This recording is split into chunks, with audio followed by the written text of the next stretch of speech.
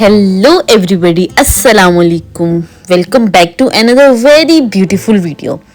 आप सबको मेरी तरफ से बहुत बहुत रमज़ान मुबारक और मेरे प्यारे से मुन्ने की तरफ से भी। आई कांट इवन एक्सप्लेन कि कितना स्पेशल लग रहा है ये महीना। हर साल रमज़ान आता है लेकिन हर दफ़ा दिल का जो हाल है ना वो थोड़ा सा अलग होता है। खैर, विदाउट वेस्टिंग एनी टाइम हम लेके चलते हैं आपको अपने साथ सफर पे, वो भी मरी के। सो यस, मम्मा मैं जैकेट पहनाती हूँ। चलो हाँ चलो आप बैठ जाओ। हाँ जी, नमाज भी पढ़नी है, खाना भी खाना। मेरे पुत्र को भूख लगी। अच्छा, यहाँ पे हम लोग अपनी आधे से ज्यादा नींद और आधे से ज्यादा सफर पूरा करके सैरी के लिए रुक चुके हैं और यहाँ पे लगेगा अभी शुगल मेला। क्योंकि जितना वार्मली हमें सैरी के लिए वेलकम करें उतना ही वार्मली मेरे पापा ने उनको रिस्पॉन्ड भी किया है। So let's enjoy it together.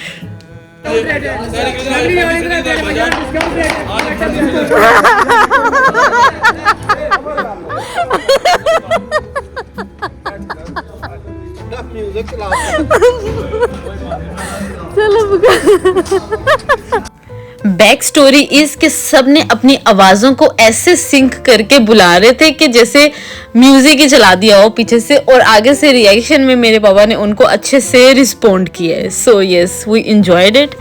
और उसके बाद अब हम जी इंतजार में बैठे हैं कि सहरी में क्या खाएंगे। आधे हम लोग होश में हैं और आधे हम नींद में हैं। जब तक हम मज़ेदार सी सहरी एंजॉय कर रहे हैं, मैं आपको एक स्टोरी टाइम देती हूँ।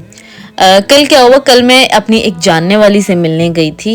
मतलब मेरी दोस्त ही कह सकते हो आप उनको, बट द पॉइंट इज के वो दोस्त जो थी वो मेरी एज से डबल ट्रिपल हैं, यू नो। तो एक्चुअली मसला ये है कि मेरी एज की लड़कियों के साथ मेरी इतनी खास बनती नहीं है एज़ कम्पेयर टू बड़ी बड़ी आंटियों के साथ मेरी ज़्यादा बनती है। मैं उनकी बैठ के स्टोरियाँ सुन रही होती हूँ और वो ओब्वियसली उनके अंदर बहुत सारे लेसन्स भी होते हैं और मैं बड़ा इंजॉय करती हूँ। तो मेरी जो वाइब है ना वो उनके साथ ज़्यादा मैच होती है। सो यस, खैर मैं उनसे मिलने के लिए गई थी कि मैंने 2-3 दिन में वापस चले जाना है, तो वाई नॉट मैं उनके साथ सलाम दुआ करके आती हूँ। तो उनकी एक बेटी है शायद 16-17 साल की, आई एम नॉट श्योर। तो उसने मुझे देखा ना, उन्होंने मतलब बहुत वार्मली मुझसे मिले। तो और उसकी जो अम्मी थी वो कहती कि अल्लाह मेरी बेटी को भी तुम्हारी तरह बनाए।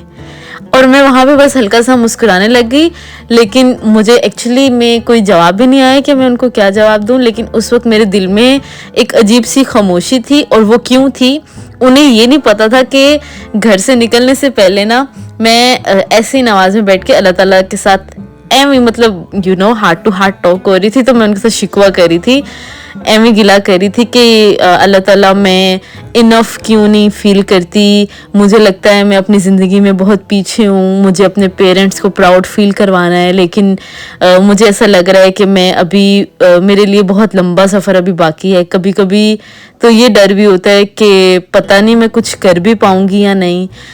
तो अल्लाह ताला जो है ना वो फिर आपको ऐसे लम्हे दिखा देते हैं जहां आपको समझ आता है कि शायद आप अपनी नज़र में कम हो लेकिन किसी और की दुआ में आप बहुत बड़ी हो।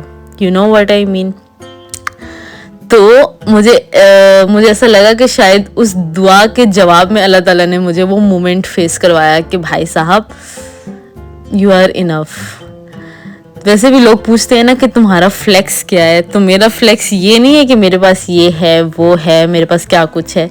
मेरा फ्लेक्स ये नहीं है कि मुझे कितने लोग जानते हैं, वैसे तो कोई भी नहीं जानता, बट मेरा फ्लेक्स एक्चुअली ये है कि जहाँ लोग महफिलों में बैठ के अपने बेटों के नाम के लिए फ़ख्र कर रहे होते हैं, उनकी तारीफ़ें कर रहे होते हैं कि मेरे बेटे ने ये कर दिया, मेरे बेटे ने वो कर दिया, या मेरा बेटा ये, मेरा बेटा वो, मैंने वहाँ पे अपने माँ बाप को मेरा नाम लेते देखा है। और यकीन करो, जब माँ बाप आपका नाम इज्जत से लेते हैं ना तो वो दुनिया का सबसे बड़ा अवार्ड होता है। ऑल दो मैं ये नहीं कह रही कि मैंने बहुत कुछ उखाड़ लिया या मैंने कुछ अचीव कर लिया अपनी लाइफ में। I am nothing you know, अभी मैंने बहुत दूर जाना है और मुझे आप सबकी दुआओं की ज़रूरत है. But I am just telling कि अगर आप भी कभी अपने आप को कम समझते हो तो हमेशा ये याद रखो कि हो सकता है आप अपनी नज़र में स्ट्रगल कर रहे हो, आपने जो लाइन चूज़ की हुई है उसके ऊपर आप स्लो एंड स्टेडी चल रहे हो, लेकिन अल्लाह ताला के प्लान में और अपने माँ बाप की दुआओं में आप ऑलरेडी कामयाब हो. सो यस, वैसे भी जिनके साथ तो उनके माँ बाप की दुआएं होती हैं उनके लिए तो फिक्स है ना कि वो तो कामयाब होंगे ही होंगे. खैर, अपनी स्टोरी थोड़ी सी लंबी हो गई है और इन्हीं चक्रों में हम मरी भी पहुंच चुके हैं. यहाँ पे आके हमने अपनी प्रोडक्ट्स जो हैं वो डिलीवर किए हैं कस्टमर्स तक. And the age above your 20s, आपकी 20s के बाद एक फेज़ ऐसा स्टार्ट होता है, आई एम एक्सपीरियंसिंग दैट, कि while you are figuring out your own life, आप अपनी खुद की ज़िंदगी को देख रहे होते हो कि भाई किस तरफ जा रही है. इसी दौरान एक होता है फ्लेक्स चेंज. आपके जो पेरेंट्स होते हैं ना वो स्लोली आपके फ्रेंड्स बनना शुरू हो जाते हैं.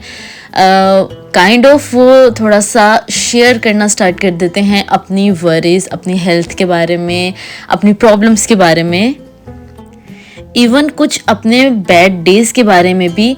और उनकी बातों में जो पहले फ़िल्टर हुआ करता था कि भाई अगर कोई बात बता रहे हैं तो इस चीज़ को फ़िल्टर करके बताना है, वो फ़िल्टर आहिस्ता आहिस्ता से ख़त्म हो जाता है. And suddenly they are sharing more with you as compare to जितना आप शेयर कर रहे हो अपनी लाइफ के बारे में उनके साथ. Getting my point? At this point you are keeping your struggles at your self but they open up. वो आपके सामने अपनी स्ट्रगल्स, अपनी प्रॉब्लम्स रखते हैं, और जहाँ आपको ऐसा लग रहा है कि आप अपनी लाइफ को अभी सिर्फ फिगर आउट कर रहे हो कि व्हाट आई एम डूइंग, वहाँ पे उनको ऐसा लग रहा होता है कि you are a safe space to lean on, you know. And honestly it's a brilliant change कि वो टाइम जहाँ पे वो आपको सेफ फील करा रहे होते थे, अब they feel safer with you as well. And I am just loving this phase. I don't know how to put this in words, but I am so blessed, अल्हम्दुलिल्लाह. And I think that's a biggest achievement you can ever made. लेकिन इसी बात का एक और angle भी है जिसको समझने के लिए थोड़ा सा शऊर चाहिए होगा. मैं किसी नेगेटिव सेंस में बात नहीं कर रही, बट जहाँ पे इतनी बड़ी ब्लेसिंग होती है पेरेंट्स, वहाँ पे अगर आपके पेरेंट्स पढ़े लिखे नहीं है ना, तो वो किसी भी मामले में आपका पॉइंट ऑफ व्यू, आपकी इमोशंस, आपकी फीलिंग्स सुनने से पहले अपने इमोशंस आपके ऊपर थोपेंगे.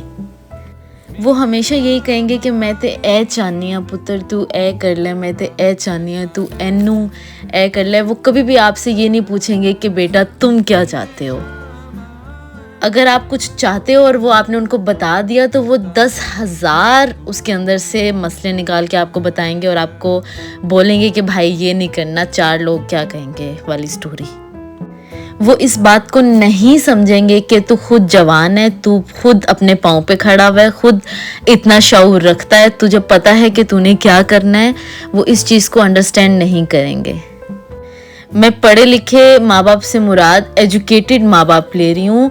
मैं वो नहीं कह रही कि किसी के माँ बाप ने अगर ग्रेजुएशन नहीं की, मास्टर्स नहीं की तो वो पढ़े लिखे नहीं है. आई एम टॉकिंग अबाउट आपका माहौल, आपके इर्द गिर्द का माहौल. आई एम टॉकिंग अबाउट कि अगर किसी ने प्राइमरी तक पढ़ा हुआ है और लाइक इतनी ज़्यादा किताबी तालीम नहीं हासिल की, बट उनका जो ब्रॉटअप है वो ऐसे माहौल में हुआ है जो इतना ज़्यादा शऊर नहीं रखता था, जिसने इधर की बातें करके उधर कर ली, उधर की बातें उठा के इधर कर ली, इस टाइप के माहौल में. तो आई am so sorry for my words, but ये चीज़ औलाद के लिए हद से ज़्यादा टॉक्सिक हो सकती है. मैंने अपनी आंखों से इतनी मिसालें देखी हैं, बिकॉज मेरे इर्द गिर्द ऐसे लोग भरे पड़े हैं और ऐसे ऐसे जो बच्चे होते हैं उनका रवैया पता कैसा होता है कि उनकी माएँ जो होती हैं वो कमरों में दाखिल होती हैं और उनके सामने, बच्चों के सामने रो रही होती हैं कि हमारा बेटा मुझसे बात नहीं करता, घर में आके ऐसे बैठा रहता है। ओ मेरी ये माएँ ओदी सुन ते लै, 70 मसलियां च फसिया है ओनू बिठा के ओदी गल ते सुन पहले।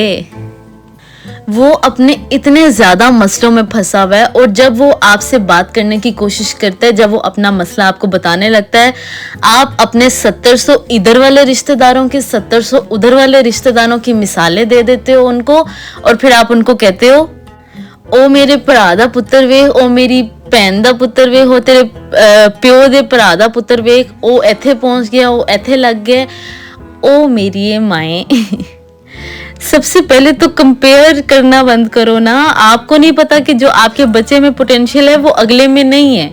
वैसे तो शुक्र अल्हम्दुलिल्लाह I am not talking about my self, मेरी तो ब्लड लाइन के अंदर किसी के साथ आज तक मेरे बाबा ने मुझे कंपेयर नहीं किया, किसी की मेरे सामने मिसालें नहीं रखी कि भाई उसने ये कर लिया और तुम अभी तक ये करिए, यू नो। मुझे तो ये भी डर लगा हुआ होता है कि अगर अल्लाह ना करे कामयाब ना हो पाई तो मैं तो अपने पेरेंट्स पे ब्लेम भी नहीं डाल सकूंगी कि भाई उन्होंने तो मुझे खुली आज़ादी दी है कि तुम जो करना चाहते हो करो। आई am so blessed with this, क्योंकि ऑब्वियसली आपके अपने हाथ में नहीं होता और आप इस स्टेज पे आके अपने पेरेंट्स की काउंसलिंग भी नहीं कर सकते हो कि I am with you guys, I can feel your pain, कि भाई साहब हम ये चाह रहे हैं, हमें ये करना है। I totally understand.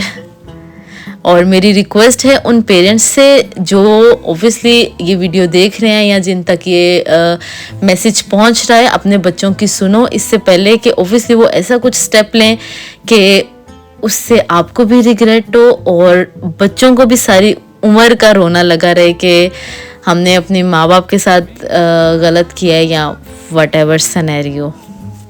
और जितने भी लोग इस चीज़ से गुजर रहे हैं उनके लिए भाई साहब अब एक चीज़ तो पक्की है ना कि ये जो लाइफ के चैलेंजेस है ना, ये एज इट इज़ ऐसे ही रहने हैं, ये तो चेंज नहीं होने वाले, ये तो भाई साहब कहीं नहीं जाने वाले। एक जाएगा ना तो दूसरा आ जाएगा। तो सोल्यूशन तो फिर यही है कि इनको हम मैनेज करते हैं और जो अपना सारा फोकस है वो सिर्फ हैप्पीनेस पे रखते हैं, क्योंकि भाई साहब हमें ना लाइफ में कल को रिग्रेट नहीं चाहिए कि छोटी सी जिंदगी थी, सारी की सारी ओवर थिंकिंग करके गुजार दी, ये सोच के गुजार दी, वो सोच के गुजार दी। हमें तो लाइफ में वाइब चाहिए यार, हमने तो जीना है अपनी जिंदगी को अपनी तरह से, हर लम्हे को जी भर के जीना है। और साथ में जो हमारे छोटे छोटे से बच्चे हैं, एक ये हमारी टिड्डी ये बैठी हुई है, मैं चाहती हूँ कि कल को ये इसको अगर कोई कहे कि तुम सारी की सारी अपनी पुप्पो की जैसी हो, तो I will make sure today कि ये चीज़ उसके लिए रिस्पेक्टेड हो, वो इस चीज़ को तारीफ समझे, ना कि अपनी इंसल्ट समझे। कि किसी ने अगर कह दिया कि भाई तुम तो अपनी पुप्पो पे गई हो, तो उसको इस चीज़ पे प्राउड फील करना चाहिए कि मेरी पुप्पो ने अच्छा किया अपनी ज़िंदगी में, तो I am also doing good, तो इसलिए मुझे कंपेयर करें। ना कि पुप्पो कुछ ऐसा कर जाए कि उसको कंपैरिजन में भी इंसल्ट फील हो कि भाई मैंने तो ऐसा कुछ नहीं किया जैसा पुप्पो ने कर दिया था। You know what I mean.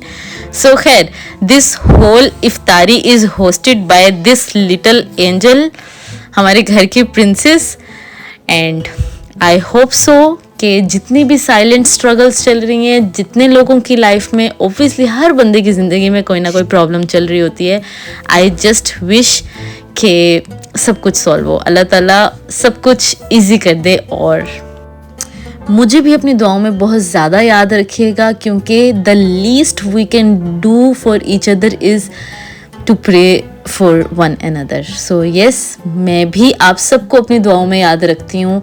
अपना बहुत सारा ख्याल रखिएगा। फिर मिलते हैं एक और वीडियो में एक और व्लॉग के साथ। तब तक के लिए टाटा बाय बाय, अल्लाह हाफिज़, and I am with you, you are not alone, bye.